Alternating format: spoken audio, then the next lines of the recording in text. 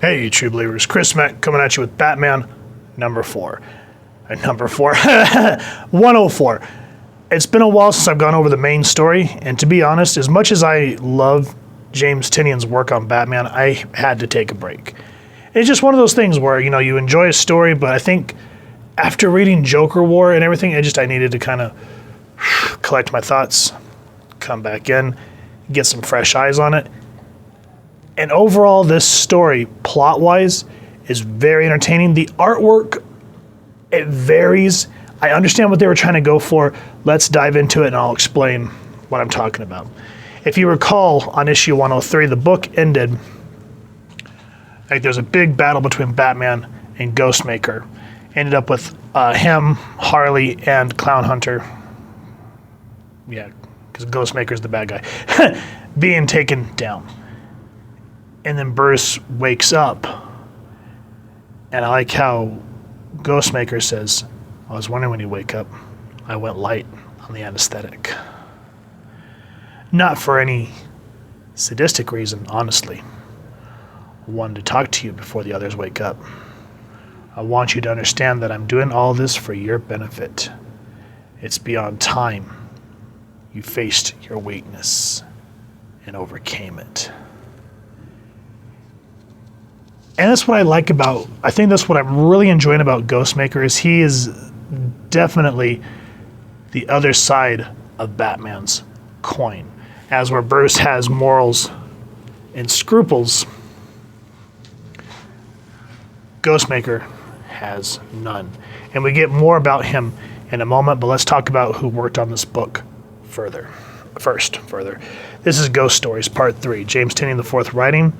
Ryan Benjamin and Danny Meeky, Bingle and Golia March doing the art, David Barron colors, Clayton Cowles letter, and then there's everyone else working on the book, and Batman was created by Bill Finger with Bob Kane. So as you can see, we open up and the artwork is relatively very nice. I like the way that they do this upward kind of Dutch angle shot on Ghostmaker. But then as we think we're getting ready to progress further into the story, then we go into this more jarring artwork. And we're in Bloodhaven with Nightwing. And you're thinking, what the hell just happened? I mean, there's nothing terribly wrong with this artwork. But when you see this compared to this, you're thinking, oh, what the hell just happened? But what happens in this particular issue is we're kind of jumping between different points of view. So I can kind of get it. So again, this artwork didn't bother me too much. The mechanics of it overall were okay. Barbara's talking about how Bruce has been inactive, unreachable for 6 hours, so they know something's wrong. And Barbara's talking about this Ghostmaker. She's like, I've never heard of this guy. And she's saying since he's been in Gotham, crime has just dropped exponentially. Yakuza, mob bosses are leaving. Villains locking themselves back in their cells. Professor Pig was found in his old cell in Arkham, despite having been at large for 8 months. The Yakuza, the Triads in the Whisper game have abandoned the city entirely. 6 dead at the Iceberg Casino from sword wounds. My sources tell me Pigwin is underground at one of his bunkers. And so Dick says, I can't believe Ghostmaker actually came to Gotham. And she's like, how do you know about him? I've been trying to find anything and everything I can. And Dick says, you're not going to. She goes, I've never met him. I've only ever seen him once. And then we jump into this gorgeous freaking style. Like, to me, this kind of reminds me of like some Neil Adams artwork. Like if you read, he was just given a book not too long ago. I can't remember what it was called, but this is very much in the vein of Neil Adams style.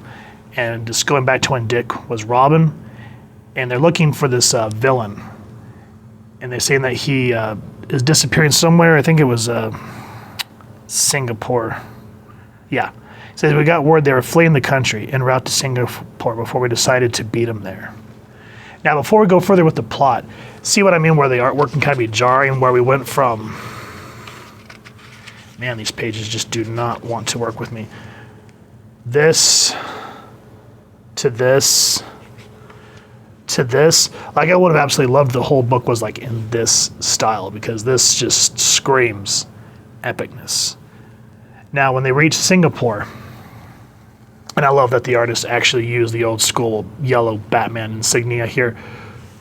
Absolutely astonishing. And what's better here is before Dick even goes further along in his story, there's no dialogue, which visually showing, not telling, that he can't hear what they're saying between being in the cockpit of the Batwing in the rain.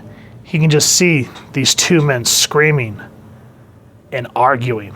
And Bruce coming back to the plane just enraged because we're going back to Gotham. I don't understand. We're letting the bad guy go? Ghostmaker will finish the job and see he's extradited back to Gotham. And then just a beat. Crack! You can see that something's up with Bruce. And I like how Robin, Dick was always the more on the bright side one, which, to kind of go off on a little anecdote here, I just started watching Titans. This is one thing that I will admit that I really fucking hate about Titans. Like, I'm watching it on HBO Max right now. Overall, I like the grittiness of it. It really brings Wolfman and Perez's, characters alive on the screen. But I hate how much of an asshole they're making Dick Grayson, where he's like, fuck Batman. And I'm like, that's not the Dick Grayson. Yeah, they've always had their falling outs, but never to that degree. That would have been more Jason Todd, but that's neither here nor there. Feel free to talk with me down in the comments. I just wanted to get that off my chest. Anyway, I like how after he punches the console, again, Dick always being the one to kind of bring levity to Batman, he says, I'm pretty sure Alfred's going to make you fix that yourself. And here, sorry, it kind of hit me in the feels a little bit. How Batman said he always kept Dick by his side because it kind of kept part of his humanity in check. I like how he goes, I'm sorry, Dick. Why are you so upset? Who was that man? And he goes, probably the most selfish, arrogant person I've ever met in my life. And so he talks about how he met when he was on his walkabout, learning how to be the world's greatest detective. He says he met someone. And just this sort of very dramatic kind of way, he's looking straight and then just kind of turns, sees his reflection, and then starts to see his young self. Just that moment of reflect. A lot of these somber beats are what really pushed this part of the story. Like, seriously, to me, this was the meat and the potatoes of the story, because he talks about all the rigorous training that he did over the years. He goes, it was a lonely road, Dick, until I met a young man. And I like how it just moves like this. It just helps flow the story. And in just in a few panels, it explains how meeting this young man, you could see how they became friends. He goes, his ego was unbearable, but I'd never met another person who thought like I did. We'd stay up late, night after night, talking about the skills we wanted to learn, the sort of technology we hope might exist in our adult lives, and all we wanted to build. We'd each come up with unsolvable mysteries and pit them against each other, trying to stump the other. And he's talking about how, he never had friends. He pushed them away for the sake of the mission. And so you see that these two kind of became buddies. He goes, and so one night, I finally decided to tell him who I was and why I was fighting. I told him about my parents. I told him about my oath, my mission. And look at the way this character's face changes. And you go from seeing two buddies talking to bloodshed. And before Bruce can even explain what happens here, that somber beat, just like you're trying to bring up something that hurts, that you don't want to bring up. And then he turns. He is so mad, he tried to kill me. And so we see these two friends at each other's throats. He was angry because he thought he'd found somebody like him, somebody who was doing this for the art of it, not for some childish idea of vengeance.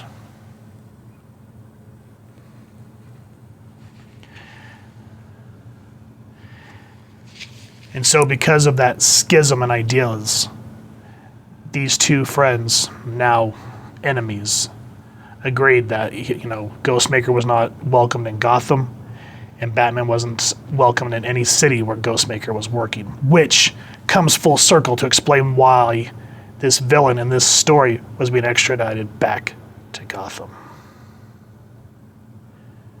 And I like how Dick says, Bruce, you know you're not weak, right? I don't have to tell you that. I mean, you're Batman. I don't feel weak.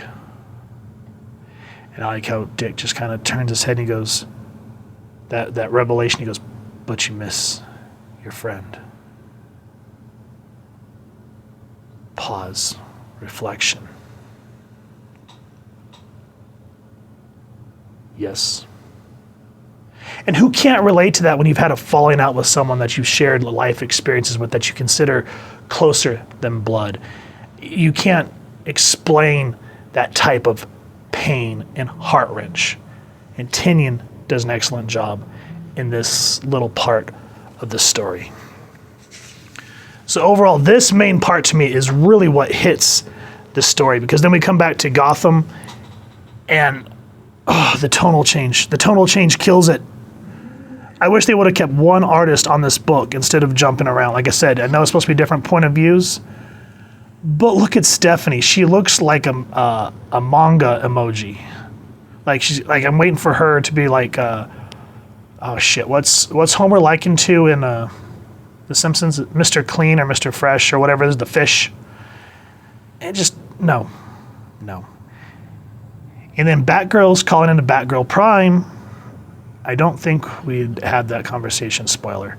Hey, if there can be a billion Robins, I don't see why there can't be 3 Batgirls. I get they're trying to put some levity, but it just, after all that heaviness that you just read, this kills it right here. I'm like, oh, this just did not need to be said. And then we get back into the main story of, Harley, Clown Hunter, and Batman being trapped in the depths, whatever, of Gotham. And Clown Hunter is given a choice. And it's something that Ghostmaker is trying to force Batman into doing. What am I talking about? I highly recommend that you pick up Batman 104. Minus some of the artistic choices that they chose, which I found jarring, the overall story is just fan-frickin-tastic. That's why, I know that Tynion's time is done on Batman. I wish they would have left him there, but I know he went on to do his own indie stuff, so, good on him. But nonetheless, this was just a book that you always look forward to because you knew you were going to get some awesome quality. So if you guys have enjoyed what you've seen, please, first and foremost, support your local comic shop and pick up a copy. If you've enjoyed this review, we really would appreciate if you take a moment to hit like, share, and subscribe. Helps the club channel more than you could possibly know.